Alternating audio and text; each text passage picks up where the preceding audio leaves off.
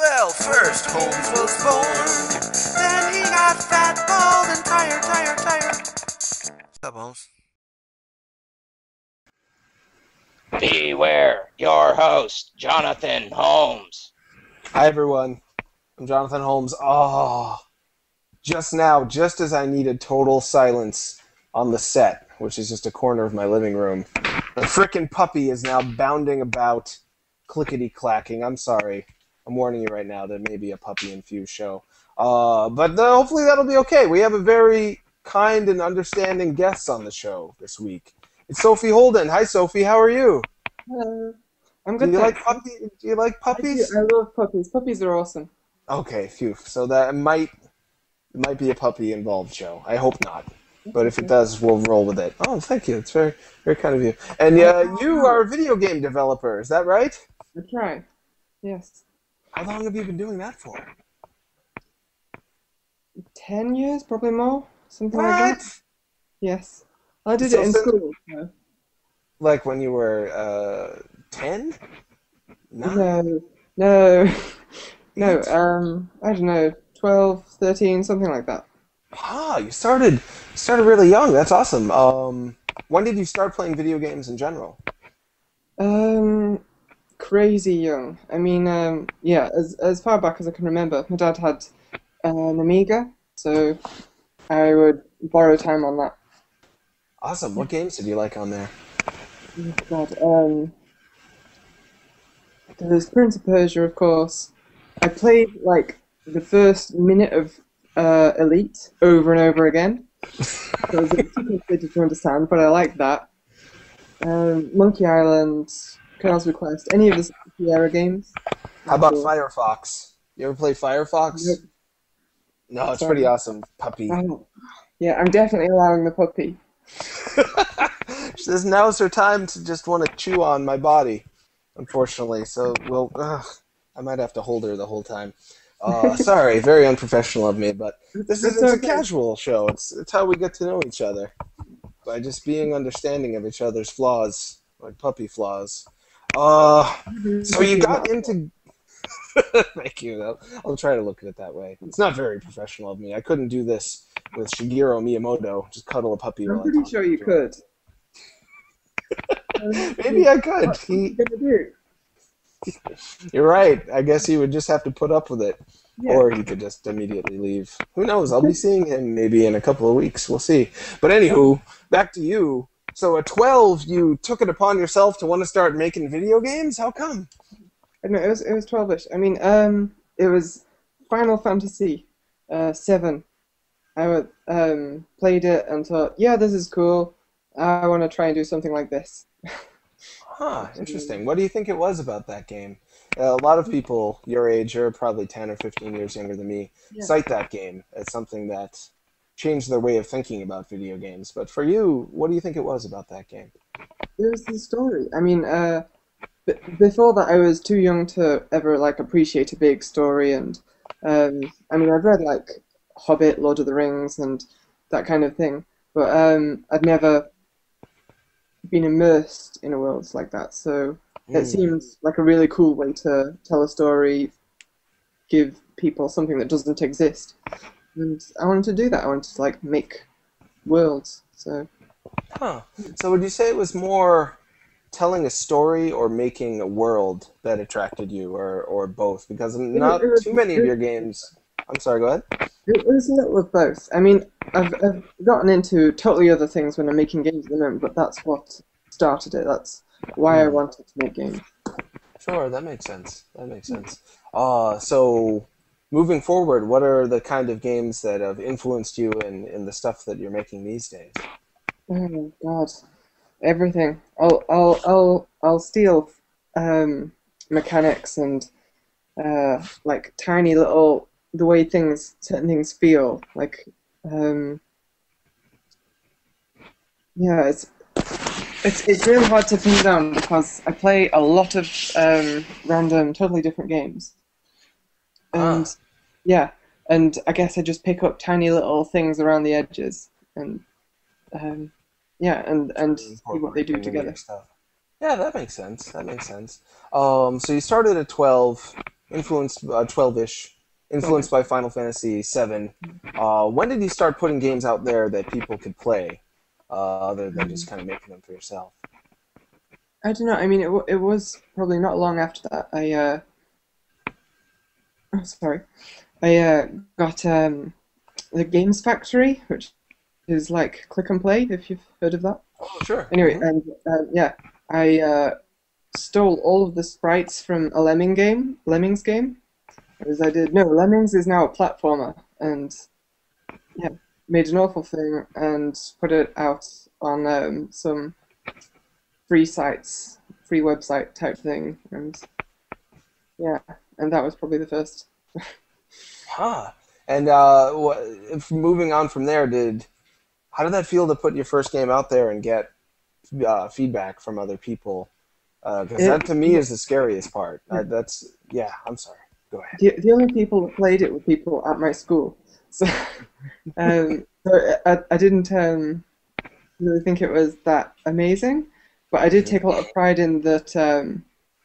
The network administrator at the school was really pissed off at me because nobody was doing work. They just had this game on all the time. So, And that was when you were a teenager? yeah, and I don't think it was a particularly good game or anything. It was just a game that was easily accessible to everyone. But it's fun when you make something and it plays. So, yeah. How many games do you think you've made total so far? Double figures, maybe triple figures. It's what? Whoa! Triple, as in like over 100? It's a possibility. I haven't counted, but it's definitely at least 50 somewhere there. That's nuts. Do you some people on the internet want to marry you? I don't know if you knew that. Yeah, they all they know about you is that you make your own design, you do a lot of your own graphics, sometimes you do all your own graphics. You put your games out there and you work really quickly. And men have said I want to marry her because you make those games so fast. Yeah, and how would that feel? I'm trying to put myself in your shoes. How to know that people like love this is my you? first time hearing it. So, It's true. How does it feel to know they love you? It doesn't feel like anything. I think that people maybe need to look for different qualities in a partner. Yeah, because you'll just be busy making video games while they want to have a relationship. Conrad's pointing at... Oh, Conrad? Hi, Conrad. What did I do wrong? Oh, look up. Oh, a microphone. I'm strangling myself with a microphone? I wonder, maybe you can put it in the chat. It's hitting your mic. I put it in the chat 10 minutes ago. You're killing me. Oh, the cord's hitting the mic? Sorry, guys. Sorry, everyone. Thousands of people. How's that? Is that better? How do I sound now, guys? That's much better, thank you. Oh, good. Sorry, Conrad. I was deep in thought with Sophie Houlden, but she's amused, I hope. Yeah, being in one aspect of the industry, I'm in the blogging side of the industry, so I tend to be most in touch with the bigger name games and bigger name people. Stuff that people actually want to read about. Well, that remains to be seen. A lot of times they don't want to read about it either, but PR tries to woo us. And in that PR world, there aren't a lot of women, and the women who are there either get treated like crap or get like weirdly lusted after and put on a pedestal. Have you found that to be the case where you are in development as well? It has been years since I've been in a chat and somebody went, "Hey, a girl," but yeah, I mean, I don't see it as much, but then again, I'm not exactly out there that much. I tend to keep to myself. I'll spam Twitter a lot, but otherwise, yeah, I'll keep to myself. I don't go out much. But you don't have to. You've participated in Ludum Dare a lot. You've got like a whole Ludum Dare section of your website. Maybe you can describe Ludum Dare to the people who haven't heard of it and why you like it so much. Okay, Ludum Dare is a bunch of people get together on the internet and make a game in a weekend, and that's all there is to it. They pick a theme and they go. Sounds awesome. It is. It's really surprising because when you start out, you think that sounds impossible. Even if you've been making games for a while, it seems like a tricky task. Sure. But yeah, if you just have a go, it's always one of those things you find out you're better than you thought you were. So. Oh, yeah, that sounds like a fantastic feeling. Have you met a lot of people to develop with through Ludum Dare, or has it been a lot of solo stuff, or both? Um, I think I've only done one where I've worked with somebody. Ah, But otherwise, yeah, I like to work by myself most of the time. It lets me do things at my own pace. I yeah. don't have to be waiting for certain things to get done or have someone else waiting for me. So Sure, sure, sure. I find that a lot of developers, one of the things they love about games is it's a world where you can have total control, and also in the yeah. development process, it feels nice to have control over every aspect of it. And is that right? You do every aspect of a lot of your games? You do the art and I the... do most every. I'm not very good at audio stuff, so I almost never make music. But Okay. otherwise, yeah. Ah, that's awesome. One of the games you made that I love a lot is called the Dot Domestic. You made that, Yeah, right? yes. Yeah. What did it? When playing it, I got the feeling that you didn't know how awesome it was. How awesome did you think it was while you were making it? I didn't think it was too awesome. I thought it was like an interesting idea, and I still do. I'm not sure why you like it so much.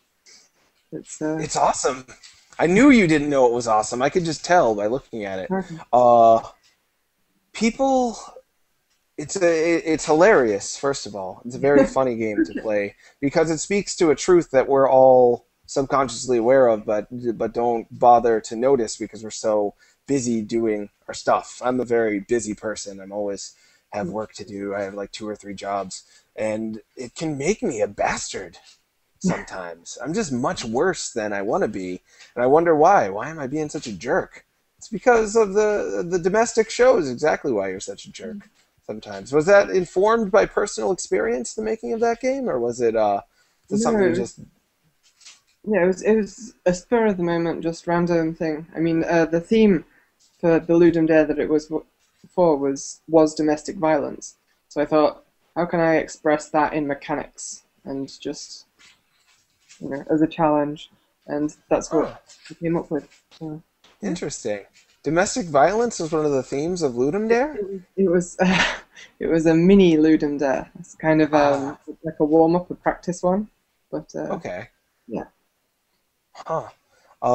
Yeah, for people that don't know, I guess we should explain. It's a game with very minimalistic graphics. The graphics are to the point where there's no features to them, so anybody could relate with it. And there's 2 characters, you and your spouse is just called spouse, so it could be any gender.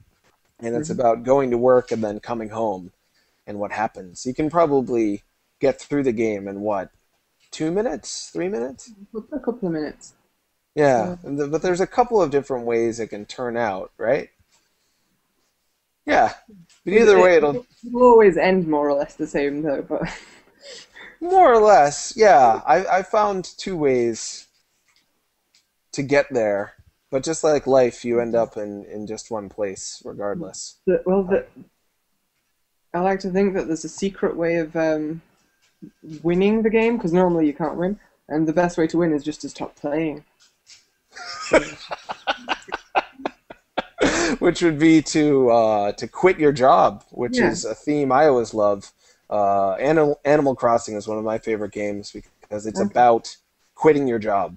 Like the first 10 minutes or so, you have this job and it sucks. There's a raccoon who's so pious and he's very condescending and tells you to do all these menial tasks that have no substance to them. It's just a drudgery, just endless drudgery. And then at the end you go, yeah, because you quit your job and then just do whatever. Okay, that sounds cool. Have you ever played it, Animal I've Crossing? never played it. It's one of those things that looks really cute, and I want to try it, but I've never had a machine that plays it. So Yeah, maybe someday. Right now you're playing a lot of Guild Wars 2, is my understanding Yeah, from your Twitter so feed. much, so much Guild Wars 2. People wouldn't expect that, I think. People would guess, oh, she makes smaller games. She doesn't make like heavily violent games or games with a lot of fantasy element to it, at least the games of yours that I've played. And yet you're playing Guild Wars 2 all night. So how does that mix come together? Is that the kind of game you'd want to make, or are there games that you play that you would never want to make a game like that, but you still appreciate? Or yeah, explain to us your interest in Guild Wars 2, how it mixes in with your life as a developer. It's a fun game, so I like to play it. It's I mean, with the whole I make small games, so maybe I wouldn't like bigger games. I guess that most people who play Guild Wars 2 don't make games like Guild Wars 2. That's true. Yeah. The average Guild Wars 2 player does not make MMOs.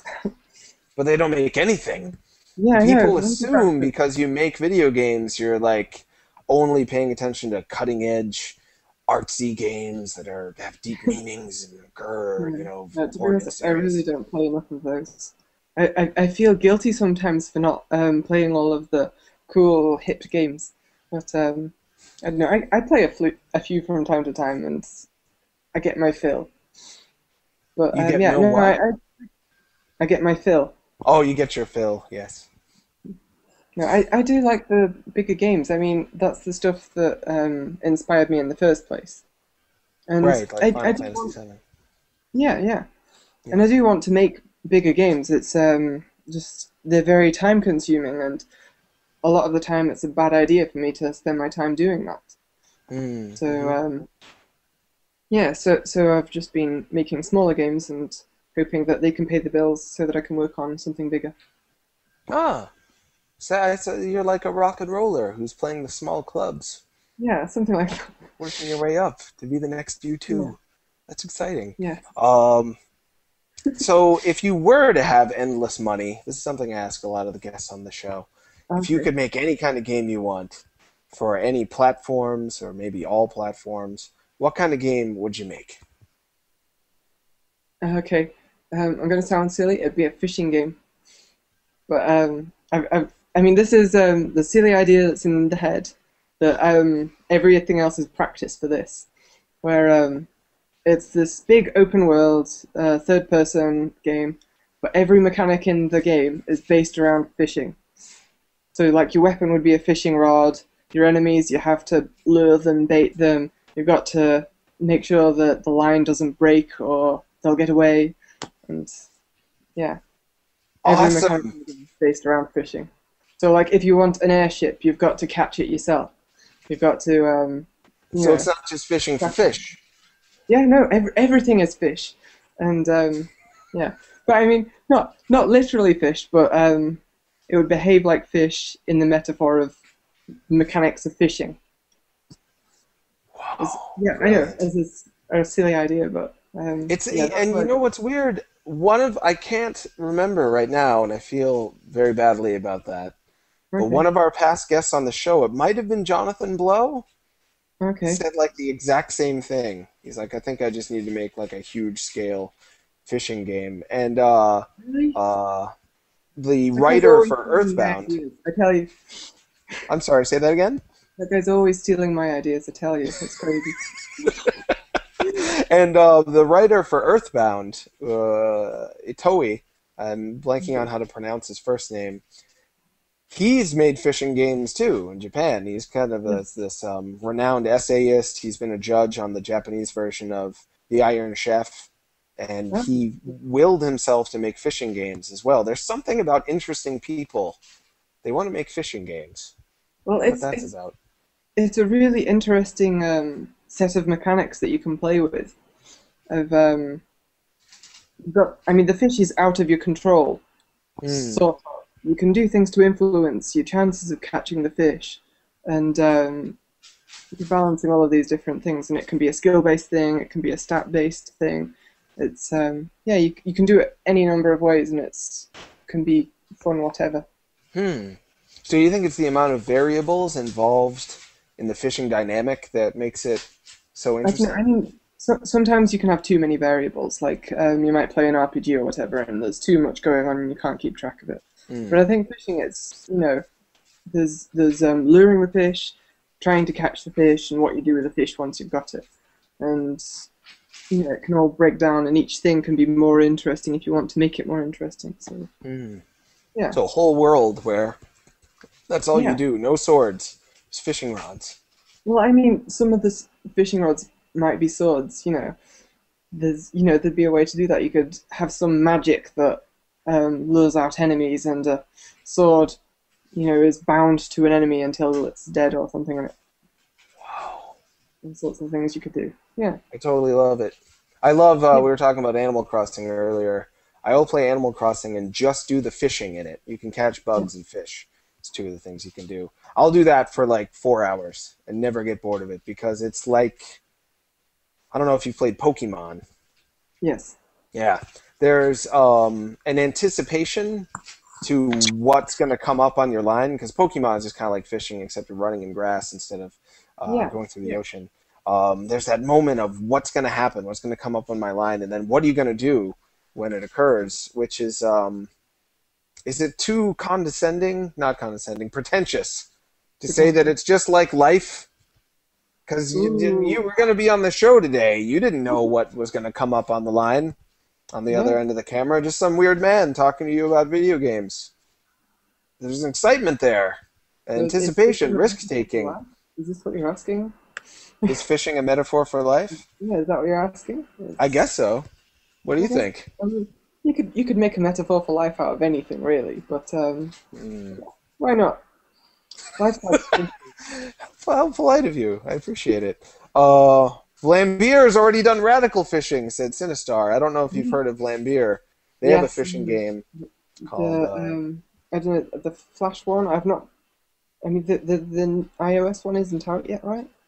That's right. Yeah, the iOS one got ripped off. I think it was Ninja Fishing. Yeah, I have no interest. But, Yeah, that's right. But their real one is coming out soon. Yeah, and the Flash one was really great. I love that. So. Oh, that's awfully nice. Speaking of iOS, you have a game on iOS right now called Swift Stitch. Is that your first iOS game? Yes. Neat. It's a profit deal, right? It's a free game, and you get a ton of stuff in the game, but then beyond that, if you want the expanded version of the game, you have to pay a mere 99 cents. Is that right? I think it's more than 99 cents. I think it's 99 cents whenever it's on sale, and it's double that normally. So $1.98 or so? Your American money, whatever double 99 cents is. Pretty sure the math is roughly, the numbers at least, add up the same way in America. Something like that. $1.99. Swift Stitch, when I first saw it, I thought it's going to be like Kix, which is one of my favorite games growing up. Some people call it Quix. Q-I-X. I call it Kix. Kix is the right way to say it. Kix is right? Anyone who says that Kix is a weirdo. Duly noted. I'll tell those weirdos. Stop calling it Kix. And stop calling them coupons. They're coupons. Yeah. While I'm at it. Anyway, Swift Stitch, it looks like it's going to be a puzzle type game, but it's very much a abstract obstacle course sort of game. That the endless mode, at least that's how I took it. How would you describe your game? It would be better if I asked you. I've tried a million times and failed to describe. Everyone else is better at describing the game than I am. I say it's like a racing puzzle, find your way around thing, and try not to crash. That's true. So it's like racing in that speed is involved and staying on course is involved. Yeah. The levels are a bit like tracks, I guess. So. Yeah, I can see that. But for me, Super Mario Brothers is also on a track. The first one, anyway. But Super Mario Brothers is totally a time attack game. You can't say it's not a racing game at all. We've decided that Super Mario Brothers is a racing game today? It totally is. Awesome. I mean, it's got all the platformy stuff, but it's a racing game. Yeah. Probably the most fun I've had with Super Mario Brothers 1 is they had a contest 2 years ago. Okay. Nintendo did for the press to see who could run through the first level the fastest, and it never got old.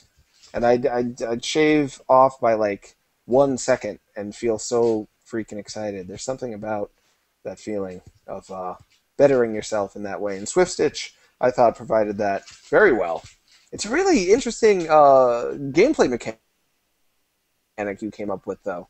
It's so limiting, but at the same time, those limits are so intriguing. At least that's how I took it. Yeah. Tell the people about the gameplay. Okay.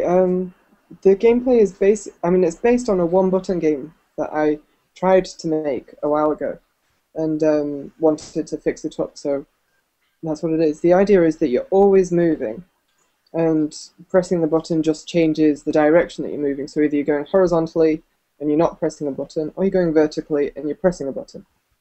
And you decide where to go to change which horizontal direction and which vertical direction. So it sounds like a geometry problem, but it makes sense when you play it.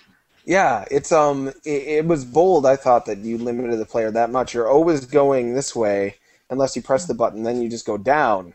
But if you want to go up, you time it so you go down into a platform that will bounce you so you can then go up, and then you'll also start going left. So you have to be aware of the environment in terms of the obstacles that it presents to you, but also in terms of the things in the environment that'll help you go in the direction you want to go. You really have to get in tune with your environment, which I enjoy. I love when developers make a world that I really have to care about every little detail of. But at the same time, you didn't pack it with a lot of visual details to distract me. It's very clean and easy to look at. Super minimal. Was Super that minimal. say that again? Super minimal.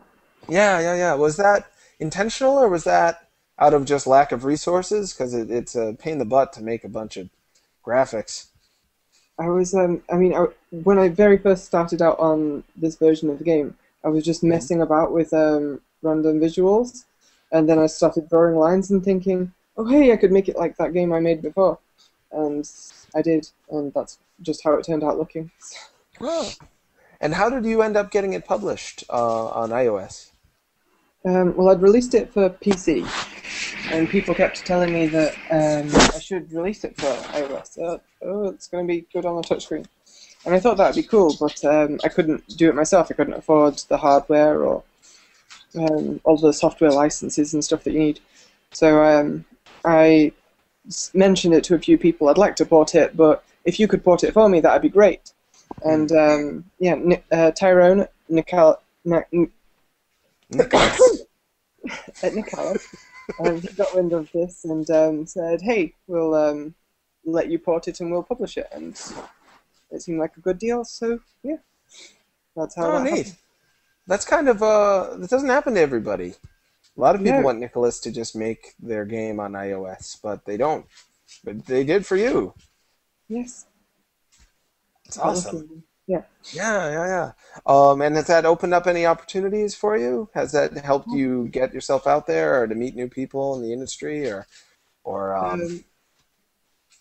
don't know. I mean, it's been nice to work with a publisher. I've not done that before, and Nicolas are quite a nice publisher. So that's been a good experience. And obviously now I've got the equipment and all the licenses and stuff. I can make my own iOS games. So yeah, it's been a very good deal for me, I think. Awesome. Any chance you'll be working with Nicholas on future games, you think? It's a possibility. I definitely won't rule it out. I mean, they're really nice guys, so yeah. Awesome. I hope so. How about other consoles? Would you want to put your game on PlayStation Vita or 3DS or Xbox Live Arcade, that sort of thing? It all comes down to how much work it is to put it on those things.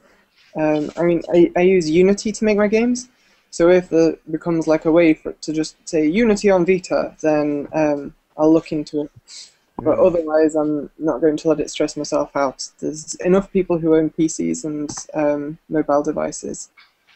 And that makes sense. Yeah, when so many people forget that you really are, or that developers such as yourself are all you have is your brief time on this earth to make all these video games. And if you try to learn every programming language and put them on every console, you won't be able to make over 100 games. I can't believe you made so many freaking video games, Sophie Houlden. A lot of them really suck. So,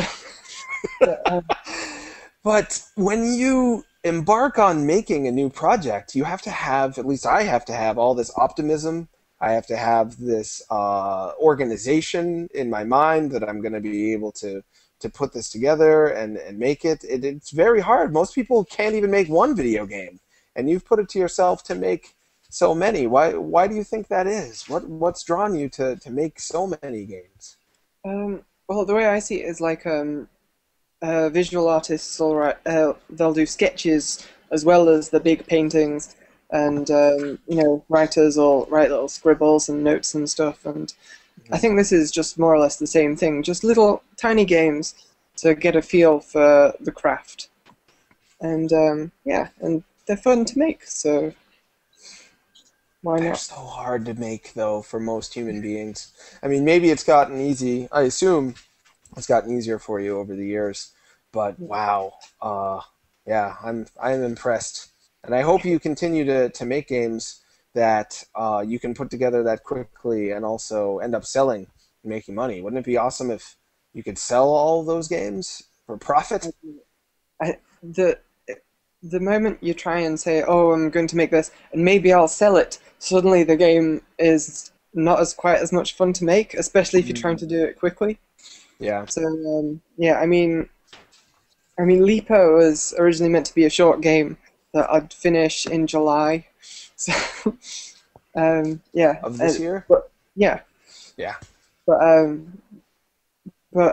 trying to sell it and stuff, it's this pressure. So at some point you have to decide, okay, do I want to finish it quickly or do I want to sell it? Mm-hmm. So I try to just take my time with it, and then I can not worry about things. Yeah, that makes sense. For people who don't know, Leaper is a game you've been working on for a little while.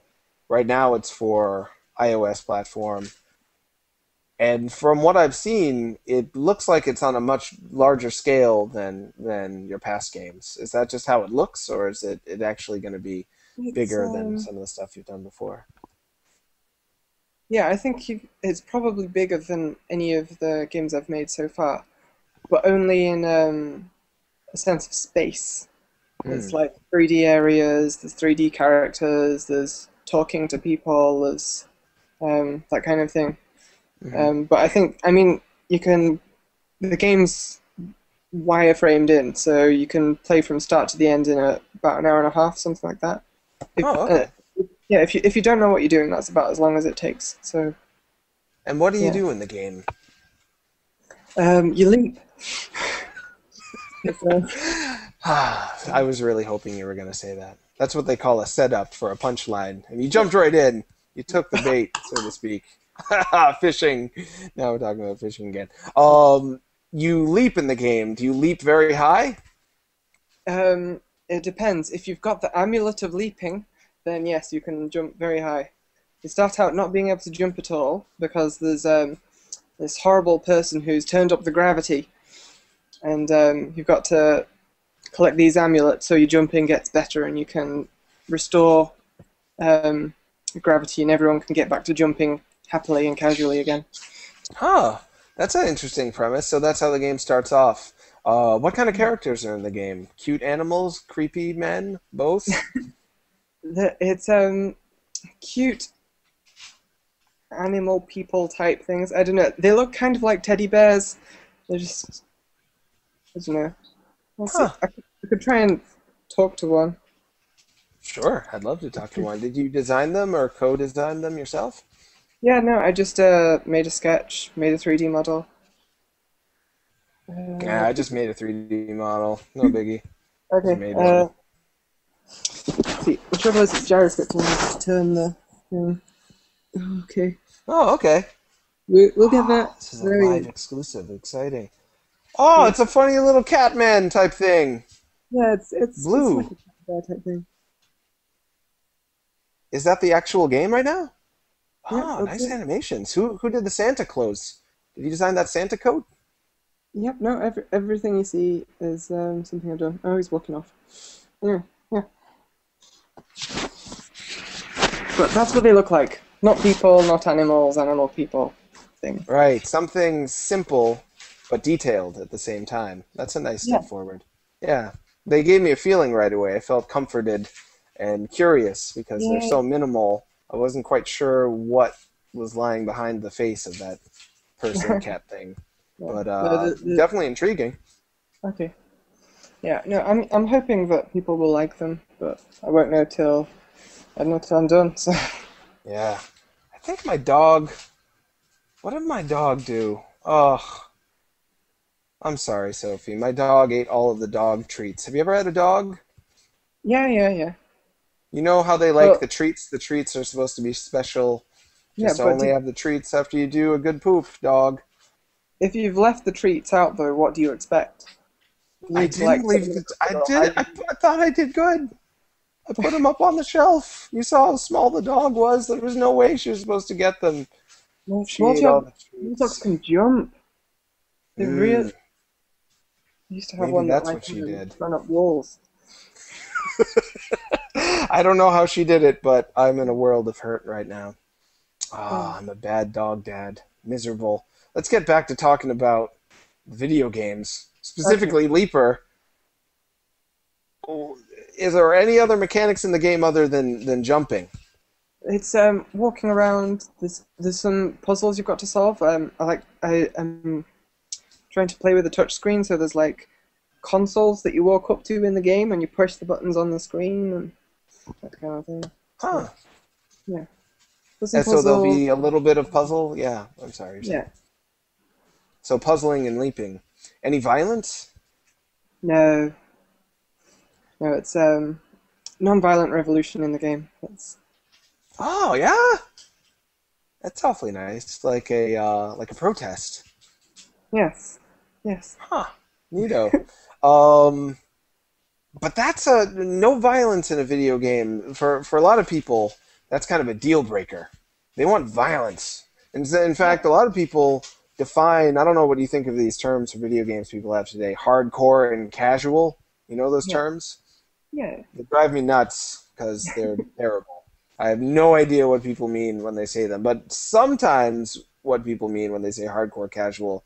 Casual is non-violent, and hardcore is violent, I Okay. guess. And then if they put something in the casual category, they immediately think, "Oh, it's not for me. I'm not a casual gamer.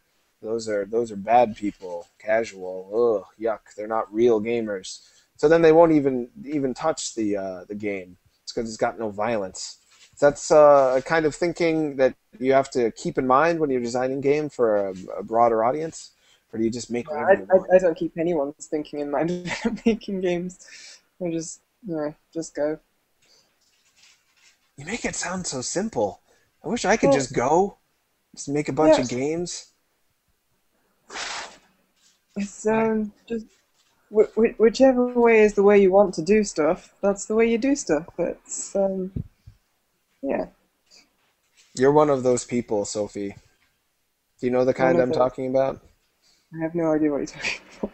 There are these people who just say the truth simply and matter of factly, and it Okay. makes the rest of us feel like total goofballs because we didn't just do the truth. Yeah. Just go your own way because that's the way you want to go, you said. Of course, that's what I should do. And yet I end up pining and tormenting myself thinking about the best way to go about doing things. Yeah. Well, I As mean, my it makes sense yes, on a level that you want to think things through and take your time and prepare. But eventually, that just becomes like an excuse and to not get started. Oh, I'm not ready yet. And yeah, just go for stuff. yeah, just do the things. Then you can make over 100 video games like Sophie Houlden did. You just start making them. That would be neat. Yeah, I'd like to be able to do that. But like you said, it is harder when you know that there's potentially money on the line, or that you're selling it, or you're well, asking people to reimburse you for the product. yeah. it definitely is something that hangs over your head, and it's something that I probably should have thought about more before I started working on Swift Stitch, because Hmm. it's not a very appealing game. So, um, yeah, I should have But it's a maybe very made something that more. well. That's the thing. You could always make another one if you wanted to, and try to Yeah, make it catch people's eye in a way because it's sad. A lot of my favorite games have purely abstract graphics. Like I don't know if you've played Bit Trip Beat and Bit Trip Core. They're really neat games. Lilt Line is I on haven't. I played. iOS. It's just. I'm sorry. Go ahead. I played Bit Bit Runner and hated it too much, so You hated I Bit haven't Trip played. Runner? Oh my Yeah, goodness! What did you no, hate about it? I've actually written an essay about why it's a bad game. I mean, what's so bad about it is it's so close to being a really good music game, but it's not Hmm. actually a music game because Interesting. all of the obstacles in the game are in time with the music, but your actions aren't. It's like if you were playing Guitar Hero and you had to play the notes a bit earlier than they appeared, so that your guitar could jump over the notes or something. So Ah. you don't actually get to the zone. Also, having to restart every level if you mess up at the end of 3 minutes, just back to the beginning. That's Yeah. awful. Music games don't do that. It's wrong. It's one of my favorite games, but I'm very interested in your critique of it. Um, It's it is really pretty and it's really nice when you're in the early levels and things aren't too punishing. But hmm. it could be amazing, but it's not. I wonder if you'll like the sequel. The sequel has checkpoints, and Checkpoints. it's. I'm sold. I'm sold. But if you Tell ignore the me- tell checkpoints, you me- get rewarded for that. You can jump over them so they don't count, and then Oh, that's awful. you went from sucks. I love it. I hate it that fast. That was amazing. Oh, well, you'll have to play it for yourself. Maybe I can score I'll you. play it. I'll definitely play it. It's piqued my interest. Yeah, yeah. Maybe I can score you a preview copy or something. I know those Cool. guys a little bit. What time is it? Oh, it's almost time to do questions. I'm so distracted by those dog treats. KK, come here. KK. That's her name, named after KK Slider from Animal Crossing. The game you haven't played yet, but maybe someday you I will. haven't played it. KK, come So I don't here. know. Say it again? I haven't played, so I don't know. It's Yeah, no, it's got a guitar playing dog in because it. I know that whatever is in Animal Crossing is named after your puppy. Yeah. So So my puppy will always have come first now. I guess we can go to. Oh, there are all the questions. Look at all of them. This is fantastic. Thanks, guys. I really appreciate the people who watch the show live, especially while PAX is going on. PAX is a big thing here in the States. mm, Um, Most of the people who watch the show are there. Slow Holmes asks you, Sophie, you sound like you're from Manchester. Me too, if so. Is there any gaming scene there? I've always desperately searched for a community to get in, but everyone seems so far away. Sounds sad. Are you from Manchester? And if so, is there a scene I there? am not. Um, I think there might be a scene there, but I don't know personally. I've the closest I ever came to Manchester was Huddersfield, so to anyone who's from the UK, that's it. Sounds gangsterish. Huddersfield? Huddersfield. It's Oh, the least gangsterish place in the world. It's so it's yeah, like it's I Iceland in mean that where way. people would go to retire really. It's all calm and peaceful. Huddersfield, though, like a nasty hood gonna stab you at night. That's what I thought of. I won't be scared of No, Huddersfield anymore. But is you there a really are. gaming scene there in Huddersfield? No, there's the university which has a games design course, which is pretty cool. But Hmm. otherwise, no games design that I know of. I'm in I just, Cambridge at the moment, which has lots though. So oh yeah? Do you know other developers in Cambridge? yeah, tons. There's yeah, no, I was playing board games last night at another developer's house and got two developers living with me, so it's plenty. Huh. So tell us about gamer developer culture. Are you all poor and interesting? That's what I assume it's like. I think some of us are poor, some of us aren't. It's a bunch of people, and we like making games, I guess. There you go again, just stating the simple truths, leaving me Um, feeling like I should have figured that out myself. Darn it. That's me getting there are mad. probably various Anton, quirks to it. I don't notice them. yeah, but it's sounding like it's a large enough community that it's not so easily cubbyholed into one type. That there's a lot of different kinds of people if you have to categorize them making video games. Yeah, yeah. It's No, always been kind of the I dream mean, for me for video. it's so many people that that's why you can't define what indie is without pissing someone off because it'll rule someone out. Yeah, absolutely. It wasn't always that way, and I'm glad that it is that way now. That people actually care about what indie even means. That's like a new thing to me. Growing up, it Yeah. wasn't that way. I'll tell you. Antonymity asks, how do you approach the thought of selling a game? How do you know what to sell and what to price it?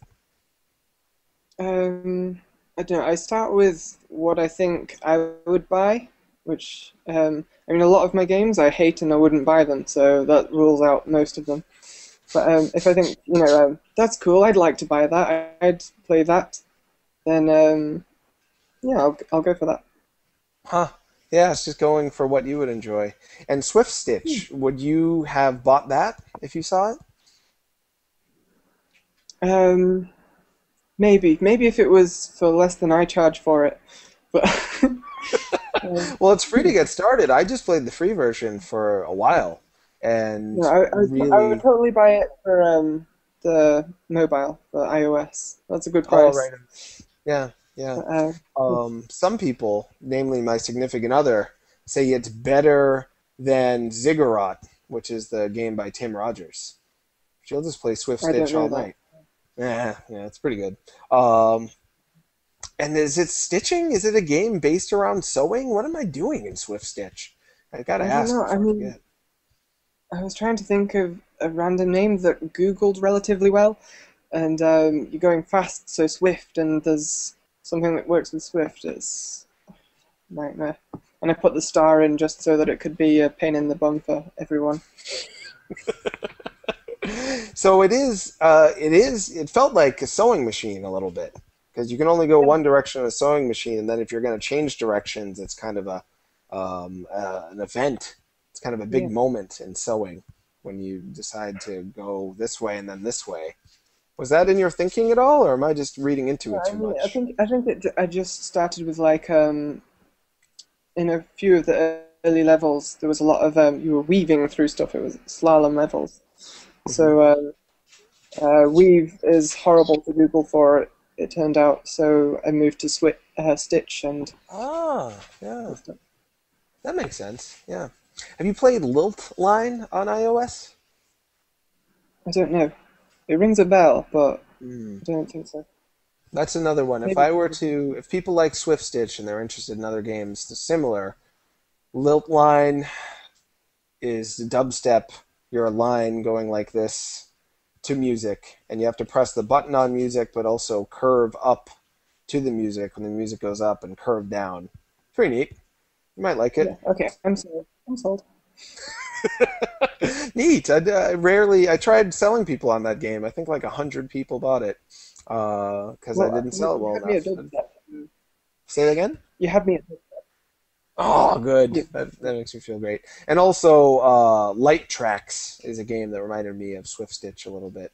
Though Swift Stitch is more interesting overall. Anyway, those are some Okay. games. Oh, Cool. back to the question. Sorry, everyone. I got sidetracked. What do you think about the market saturation of the indie scene? Asks LD48Bot. Yes, there are a lot of games. Um, I think the problem with the market at the moment is, um, oh, gonna get controversial. It's Steam. Steam's It's the problem? there's a- it's a really good service, and that's part of the problem, Mm. as nobody wants to get games elsewhere. Hmm. So there's a bunch of games, indie games, and only so many players who are limited to buy games outside of Steam. So So Steam's market saturation and dominance and high profile stature is causing the rest of the indie scene to suffer somewhat. I don't know about suffer. I mean, I don't think it's quite a detriment right now. And I mean, they've got the green light thing, which I think will help some people out. But I don't think I'd be happy with Steam unless they just accepted all games and then moderated the games that did get submitted. Something like that. Something like Apple does. Oh, So, with the iTunes store. Yeah. Because I mean, the green light is nice and all, but it's still only going to get certain types of games are going to get through, and everyone else is just going to be left behind. Yeah, that's it's assuming. I'm sorry, go ahead. That's assuming people will even find the games that they like to upvote anyway. Yeah, it reminds me of Kickstarter a little bit in that you have a chance to be seen, but that doesn't necessarily mean you will be. And in fact, now that it's such a big thing, you're less likely to be seen now than before. So many greenlight games that are just awful or are just going to get ignored because they're not marketable. Whereas if they were up and had a demo and were ready to be played by people and spread word of mouth that way, might have more of a chance. Yeah. But those are the things that I think would have been just as likely to get through the old system anyway. You know, if you've got a lot of fans already interested in the game, I mean, nobody's really discovering games on Greenlight. I think the games that are getting up there are the games that already have the fan base to vote for it. So yeah, that makes a lot of sense. I mean, it makes sense business-wise for Steam to do that, but yeah, well, that's the thing about them is I think they won people's hearts by seeming like they weren't just about the business side. But I wonder as Steam gets bigger if it's going to seem more and more like EA or Zynga or some just monolith company that's all about the Benjamins. It's inevitable, I think, when people get so big that they'll screw up and they'll piss people off. But I mean, at the moment, indie games are still a bit of an edge case, I think, as far as the market is concerned. But I don't know, that could change, and they could foster it better, I think. I hope so. It's tough, though. I feel like no one does it good enough, ever. I feel bad for everyone in the video game industry because they all... Well, if you try, you're not trying hard enough. Yeah, it seems that way for everybody. Sinistar, actually, as a retort to your comment in the comments, in the chat, he said, but how do you respond to the criticism that these more open submission platforms make it difficult for the consumer to find and discover the quality content under a pile of below-average games like Android Marketplace, iOS, Xbox Live Arcade, just the PC in general? I mean, Google is a marketplace for video games. You just Google free video game. You could, find games all day, but so many of them are cruddy. Yeah, well, the thing is, Google doesn't have a rating system. I mean, if you just browse by high-rated games or by categories and tag stuff properly, you can easily find stuff that you'd be interested in it, and even if there is a massive amount of crap. So as long as there's a rating system that's pretty specific and gives you an idea of what you're getting, then you can have a lot of games on the service. Recommendations of what you've liked and stuff. I mean, like Netflix did really well with when they recommend movies and stuff. And there's no reason something like that wouldn't work with games. So yeah, let everyone. Maybe you should make your own thing. Can you make a thing like Steam? There's enough people. They could just have all your games on it. Oh, but they haven't made over 100 games. Those people. You could just have. Yeah, but most of my games are crap. You're so humble. Everyone with that lovely British accent I've met has a humility to go along with it. You're no exception. Anyway. Talk to humble people. And also a lot of smaller developers are humble, I've noticed. Nico Boone asks, was the ship character whatever in Swift Switch inspired by the turtle in Logo? Little triangle? Do you remember Logo? You're probably too young for that. don't even know what you're talking about. Oh yeah, you should look into this. This will be fun for you. When I was 7, I went to a computer camp where all the guys beat each other up. They'd Okay. scratch my face. I'd come home with a bleeding face, and I was hit. It was like professional wrestling, except a camp, and we were supposed to be learning about computers. So I was Okay. in the face of constant violence and logo. I was either getting beat up or I was making my own little art program with this thing called Logo on really old computers, like 1982 computers. And it looks just like the character in your game. You should look into it. It's pretty neat. Okay, I'll look into that. Oh, Yeah, thanks. no, it was just based on the asteroids ship. Oh, You know, yeah. that kind of style of player icon or figure. If you make it look like an asteroid ship, people know that's the bit that you're playing as. So. Oh, right. That makes sense. Yeah, people identify with a triangle for some reason. There's a lot of famous triangle video game characters over the course of the years. Scion Thesh Sheep? How do I say that? Scion the Sheep, except it's the E's or threes. You threw me off. How much do you work a week, and how much spare time do you have? Usually things involving video games consume a lot of time. That is a good question. Do you do a regular job to eat the food, or do you just only work on video games? Just And video games, and yeah, it's weird. Some days I'll get hardly any work done, and I'll just mess about. Some days I'll get a lot of work done and not mess about much. It's a kind of a balance between what I need to do, the mood I'm in, and how guilty I'm feeling for not doing enough work. So, yeah.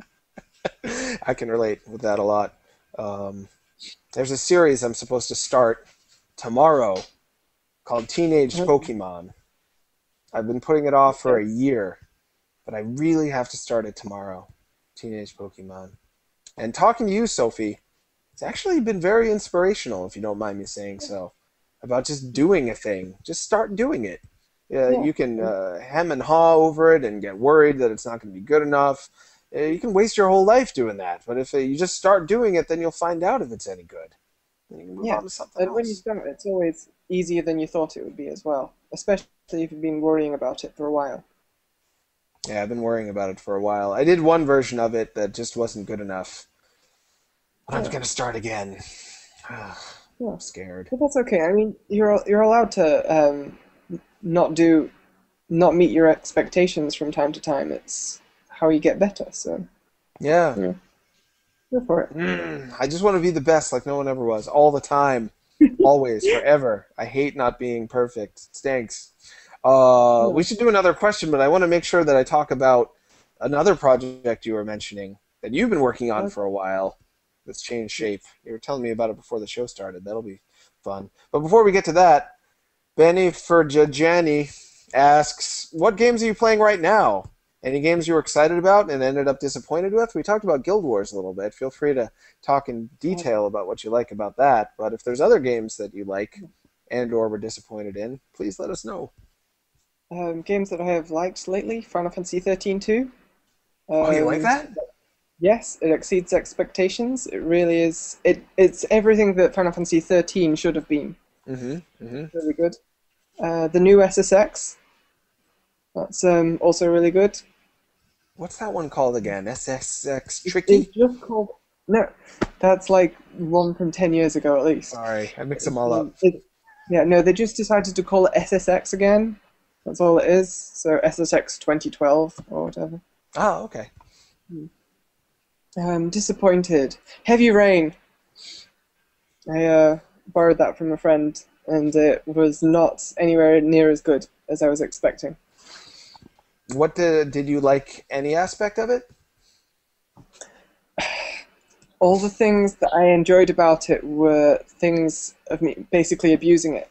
Like there's a bit early on where you try and your character can drink some orange juice out of a carton, and you hold the button to progress the animation, and if you let go, it goes back. So I'm like, gonna drink the juice, gonna drink the juice. Oh no, I'm not gonna drink the juice. And the character has this look of like utter sadness. Like, oh, I thought I was going to drink the juice that time. Maybe this time, no. And yeah, I It's did that strange. for like 10 minutes.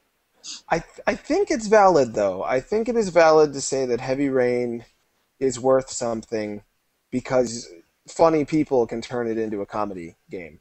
Like they Yeah, give you all the elements to make it a hilarious like airplane style spoof of yeah. seriousness. Yeah. I like just playing basketball terribly with children and annoying them and never stopping. That's funny. Yeah. More questions. No, let's talk about your game. You were working on an RPG, you mentioned? Yeah, Lottie's Dungeon. I mean, it's RPG-ish, and yeah, it started out as a roguelike, top-down 3D. It was meant to be a roguelike crossed with a shmup game. Oh, wow. Yeah, and I hated it.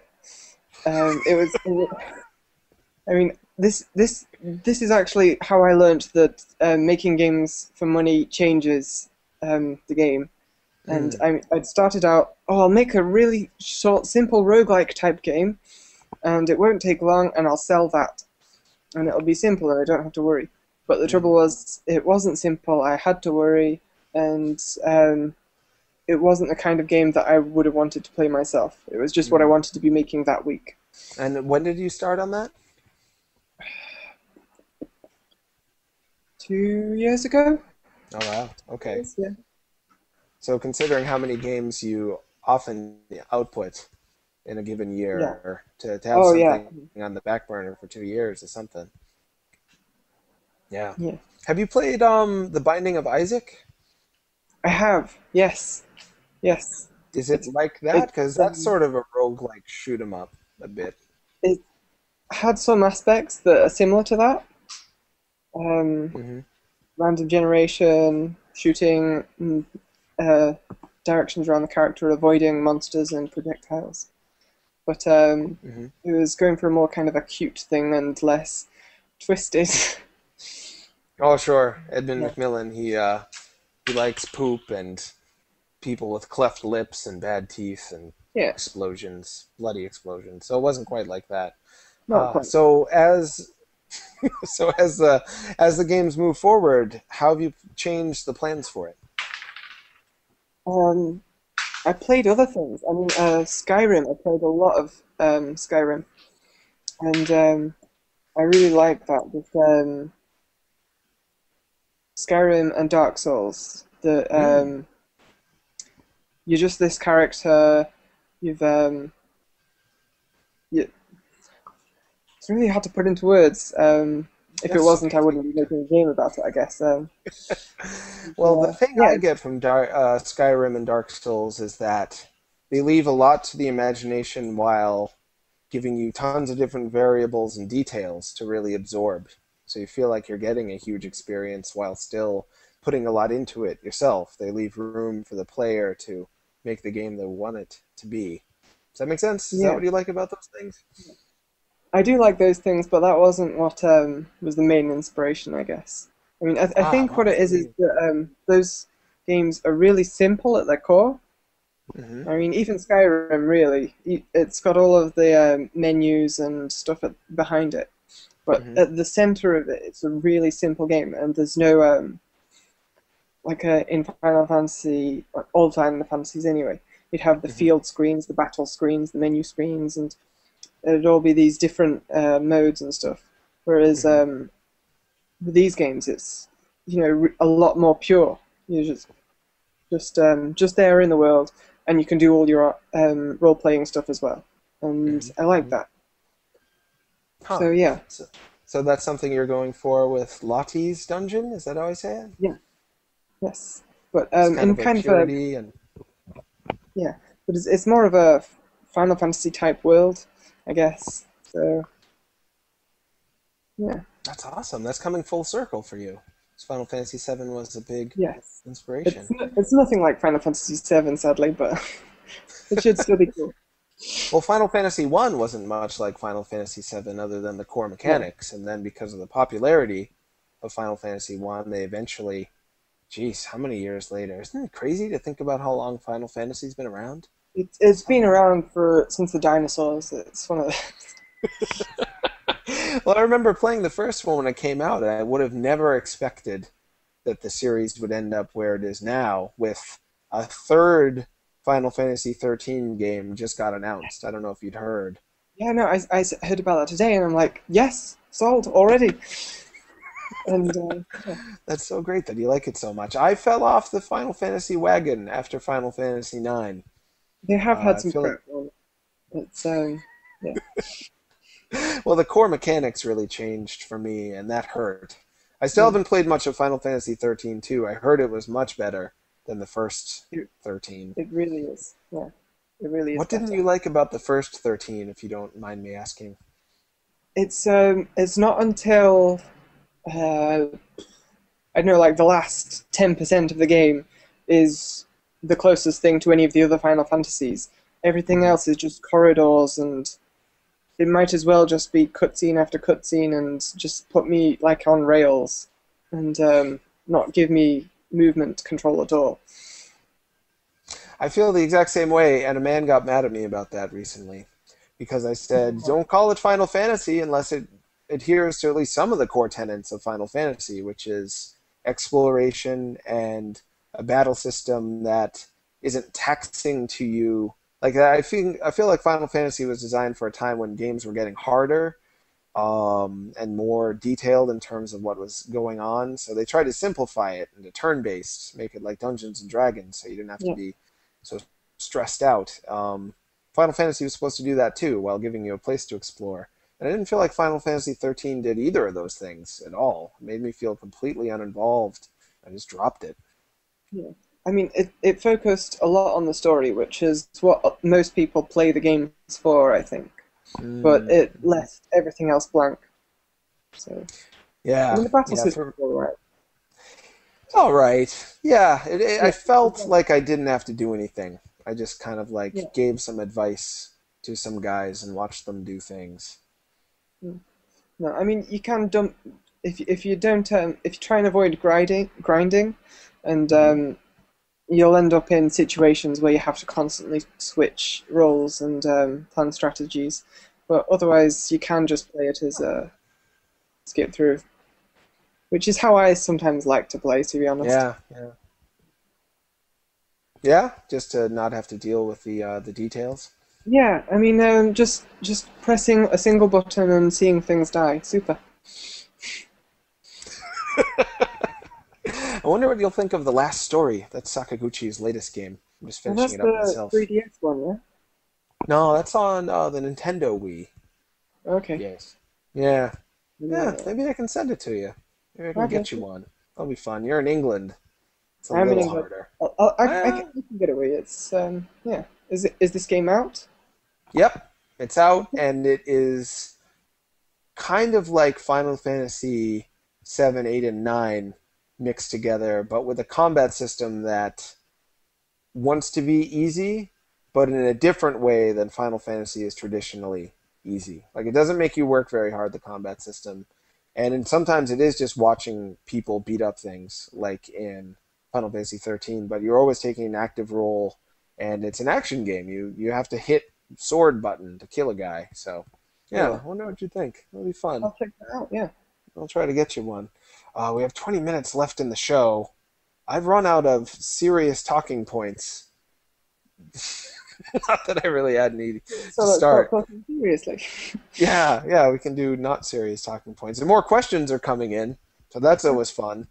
Sermon asks, what program would you recommend for the beginning game developer? You mentioned Unity before, and you mentioned Games Factory, but that's real old at this point. I recommend every program that you can find. Just give them all a shot and you'll find something that you like. How about in terms of just ease? Having to get over the hump of how difficult it is to start with development. Which one do you think would be best that you've tried? It's probably still Games Factory or Click and Play, if you Google that. It's really simple, but and it's broken. It's horribly broken. But you can get a feel for how logic works. I mean, if you understand logic, you can just dive into something that's more programming. But otherwise, yeah, do that. Or Game Maker, something that's not got any programming in it. Right. Yeah. Yeah, Game Maker's very welcoming. So you do all these, you like writing code? You like typing it? Oh, I do, yeah. isn't it hard? Not really. I mean, it's like saying, isn't typing English hard? It's you just need to know what letters to use and where to put them. Mm, that's Yeah. true. Typing English is hard, though, if you don't know it. Man, and even if you do know Yeah. it. Oh yeah, no, it's an awful language. but but programming is no harder. Yeah, yeah, that's very that gives me some hope I could program a thing someday. I've tried, but it's just you put You should check out one. Code Academy, I think is the name of the website. It's a really good introduction to just how coding works. Oh, So, really? yeah, Huh. On it'll the get you some internet, the interesting stuff website. from nothing. Yeah. I'll look into that. What's the aspect of making a game that you like the most? Ooh, playing it, I guess. Um, Ah, as it develops. You make something and it's awful, you play it, you try and tweak it, and eventually you get to the point where you're playing it more than you're changing it, and mhm. you forget that what it was you were even meant to be testing in the first place. That's always fun. So, that probably. Huh. Yeah, I imagine it's like getting to know a side of yourself in a way. Because when I make things, it's me that I'm putting out there. If I write something or do a video or something, and I won't always know what I'm doing when I'm writing or making the video, and then I watch it later. I'm like, that's who I am. That's pretty interesting. I had no idea I was like that. And then you find things about what you did, the strengths in it, and then try to do those things on purpose later to make something that's actually good. Yeah. And sounds like the same thing happens with game development. Yeah. Is it weird that you're a game developer? Are you weird? Am I weird? Yeah, because not too many people make them, and on top of that, there's even fewer in the industry. People are making games. It's not that common for women to be making video games, sadly. So is that? Are you different from other people? Is that how you ended up doing them, or do you think it's just a thing that came naturally to you and there's nothing strange about it? I don't know. I mean, I grew up around computers, and my family was creative, so I guess I don't know. I mean, I feel like it was inevitable, but it probably wasn't. It was probably a random chance, and I just gave it a try this one time, or thought it was a good idea, and stuck with it, I guess. It's the sticking with it that I'm most interested in. Because a lot of people stick with things. They'll pick up. I mean, they'll pick things up. They'll pick up guitar. They'll pick up badminton. They'll think, oh, I'm gonna get in shape, and they'll go jog, and then they'll be like, this is the worst. And then they'll never do it again because they're not good at it right away. But you found a way to be bad at making games, and you're pretty quick to tell people that a lot of your games aren't good in your opinion, and yet you've stuck with it. What do you think it is about games that you wanted to stick with it even when you didn't do it just as you wanted to? Well, I mean, I guess it's always kind of been apparent to me that everyone sucks when they start at something. Hmm. So I figure, just keep at it, you'll get better. It's how I've learned everything else, so why not video games too? So You and those simple truths again. It really is a thing. You could just do a website of The Truth by Sophie Houlden. Just little admonitions that make sense. But you didn't stick with everything you've tried, I assume. no, no. There's something about video games that have caused you to want to stick with them. Um, I don't know. I mean, I don't know what it is about video games over anything else that I've tried to stick with. I guess it's really just comes back to Final Fantasy VII, the whole wanting to tell stories, Hmm. and that's something that I think is a part of me. That's something that I really want to do. Hmm. I grew up with a lot of stories, and I like stories, and I want to tell stories, and video games seem like the best way to do that. So even if I eventually hate everything about coding and the indie market, I'll still think games are a good way to maybe tell a story in an interesting way. So Ah, yeah, and create a world. For me, I'm old. So I've been playing video games from a time when they couldn't tell stories at all. Pac-Man, it's one of my favorites. But there was still a world I was in. Like I felt like the rules of Pac-Man created the feeling of being in a different place that was very unique, and also kind of summed up how real life feels a lot of the time, like how fishing also does. It's like real life. So it's really the world creating I'm most excited about. And in your games, already I think you've created some really interesting worlds, and I hope you continue to do so. 15 minutes left. Oh, more questions came in. Sorry, guys, I wasn't looking. Iffer Johnny again asks, will you be at the X-Play Game Jam in Plymouth? I've not heard of it, but Maybe you will then. send me a message on Twitter about information, and I'll say whether I will go or not. Oh, okay. Well, I hope you go. That would be fun for Iffer and Johnny. I can never say his name. He asks questions every week. I'm sorry. Bad at talking. LaFay, our old friend, asks, with iOS devices, do you think an evolution is necessary with the constrictions of having no buttons? Or do you think the touchscreen will always be staple that devs will just have to work around, with some porting jobs being hampered for devs making games for touchscreens rather than despite them? I think I understood that question. Yeah, Did no, you understand it? Yeah, it's a common thing. People, a lot of games for touchscreens, they're not really made for touchscreens. I mean, I think people make them just because there's a lot of people buying apps and stuff, and they think, okay, I can make the game that I want to make and put it on that.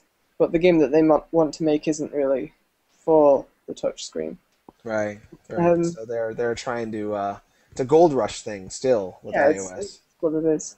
But I don't think that the devices need to change. I mean, just play other games elsewhere, you know. Or I mean, you don't want a device that does every single thing. It's a big touchscreen, and it's got buttons, and it's got a mouse and a keyboard if you want that, and it's going to have a headset, and eventually you've just got this awful, horrible thing that you can't take anywhere.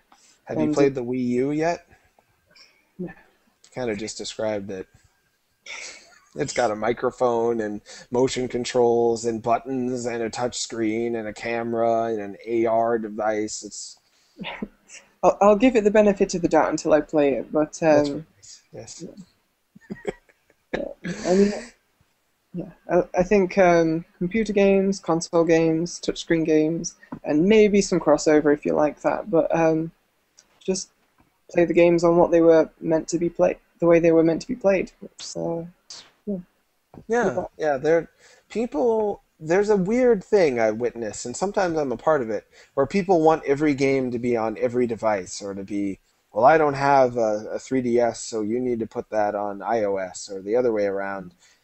But you don't have to put everything on every console. If you do that. It does make sense in certain situations. Like any console game should and probably could be on PC because people can get game pads and play it there, and yeah. But obviously, just about everything should be on PC. There's no reason not to, but yeah. But yeah, some games don't fit certain devices, so they don't have to be there. Don't demand it. I just suddenly pictured you being a wizard. A wizard. That would be so neat, because wizards, this is what wizards should do. They should just create stuff simply and make it easy for the world to understand. You're very wizardly to me all of a sudden. What a strange thing I just said. I didn't know I was going to say that. It just kind of came out. John Nicholas asks, were you going to do the recent Ludum Dare Evolution? Yes. The theme was Evolution, I think. It was. Are you working on that one? You were? I started a game for it, and at the end I just didn't like it too much, so I didn't finish. What was the game about? It was basically chocobo breeding. Just like in Final Fantasy VII, you catch birds, you mate them to get certain other birds. Sounds fun. Yeah. But it had actual traits, so you get genes from different parents and there'd be mutation and that kind of stuff. But Sounds pretty good. yeah, I wasn't feeling it. The way I'd got it working wasn't particularly fun, so I Was there any action in it, or was it all menu based? no, it was the breeding was menus, and outside of that there was a kind of top-down platforming thing that never worked. So I don't know why I even tried it, Oh, top-down platforming, that's hard. but You ever play Fester's Quest? no. Oh, that'll teach you a thing or two about top-down platforming. I'll never try it again. It's a nightmare. But anyway, that's why your game didn't come out for the latest Ludum Dare. Yeah. Well, No, that's I too mean, bad. I've had a couple of Ludum Dares where I'll have a start and just not really feel like the game's up for it. I mean, some Ludum Dares are like, right, I'm going to make a game and finish a game. But a lot of the time I just want to experiment, and that was what I did this last time. Gotcha, gotcha. Is Ludum Dare? I'd heard that they were changing their curation system a little bit. So that's just a rumor. Have you heard anything about that?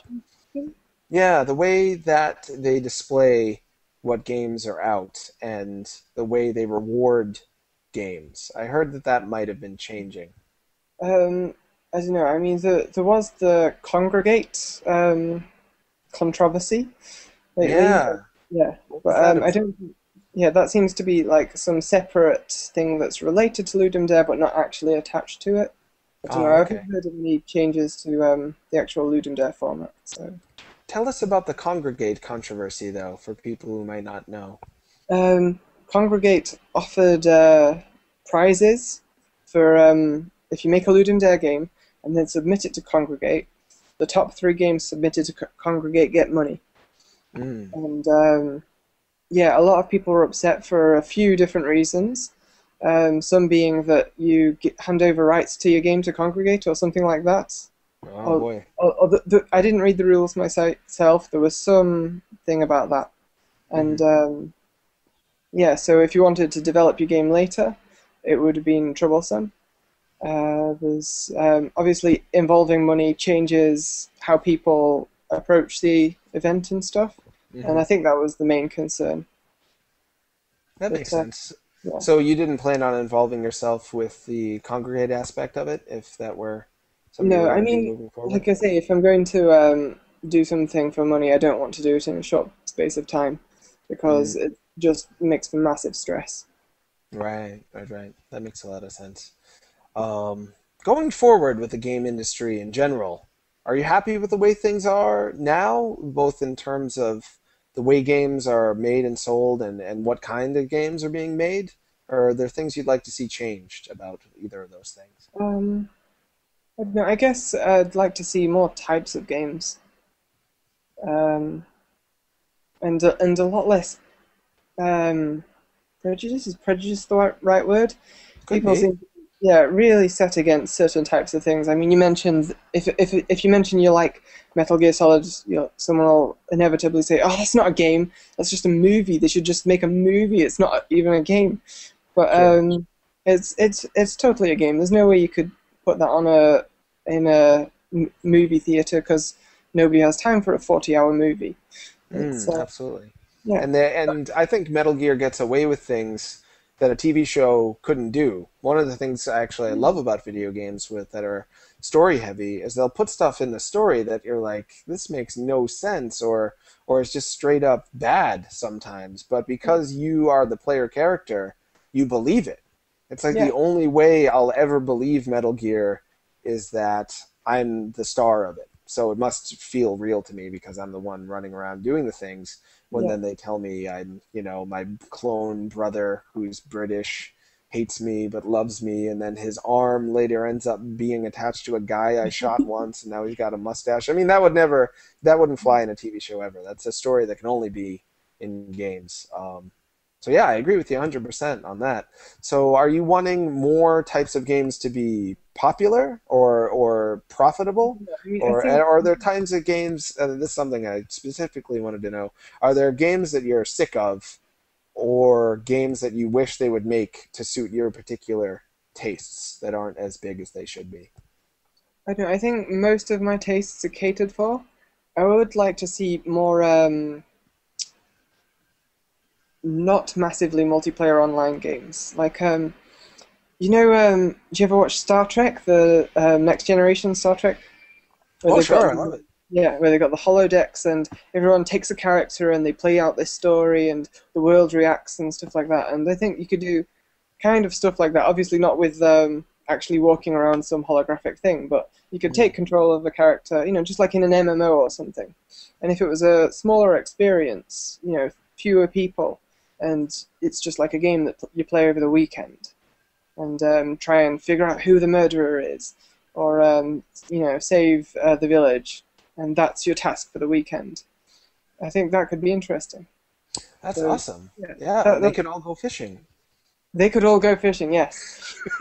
That would be great. There's a few people working on games sort of like that. Spy Party is one. Yes. Spy Have Party. you heard of Spy Party by Chris Uh-huh. Hecker, I believe his name is? Yes, and Monaco's another one. But I Oh, managed yeah, to play some of that, and that's really cool. So yeah, yeah, yeah. Yeah, I'd love to see more of that too. With a budget, I'd love to see a publisher making a game like that where the graphics are as expensive as they can get, so they're putting the confidence out there that we think this is a legitimate top yeah, of the line game experience that millions of people should buy, where it's just you having conversations with other people and trying yeah, to move a situation forward. yeah. I think that'd be really cool. I mean, I think I hope that's you make that game. Can you make that game maybe? I do have plans for games like that. But yeah, they're bigger games and they'll have to wait for now. So Right, right, right. Well, that's part of the reason it's so awesome I got you on the show before you're rich and famous, like for Cliff Blazinski, because Cliff Blazinski won't return my calls for the Sup okay. Holmes invitation. And someday you won't either. Someday you'll look back on I'm this and sure. say, oh yeah, there was that funny, tired American man who called me a wizard and kept talking about fishing, even though it was just offhand comment. And that's something I'll never do again. Yikes. But when I was young, that's the kind of thing I had to do in order to become a superstar, which you're going to be someday, Sophie Houlden. I believe that. Oh, crap. We have 3 minutes left of the show. Is there anything you want to tell the people that we didn't get to? Hopefully I talked about the things you wanted to talk about. Yeah. Was there anything I missed? Stay in school.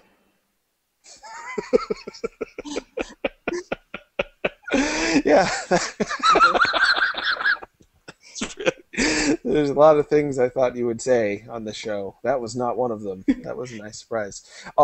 We should promote everything you do. You're on Twitter, I am Sophie H with a O. zero That's for zero. yeah, Is that right? yeah. It's a zero instead of an O. Yeah, yeah, yeah. Sophie H. And you've got a really cool avatar. What is that avatar actually? Looks like It's it's like meant to be somebody standing on a hillside with a scarf blowing in the wind. yeah, that's exactly what it looks like. But it Well, made also, did you make that yourself?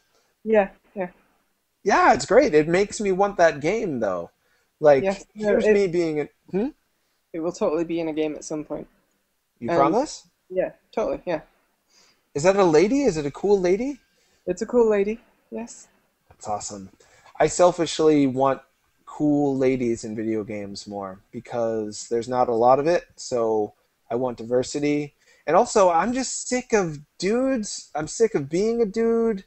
If I can, I never pick the male character in a game. I haven't ever since I was a kid. It's just, I get that every day. What is interesting about that? If I could virtually see what it's like to be the other gender, much more interesting to me.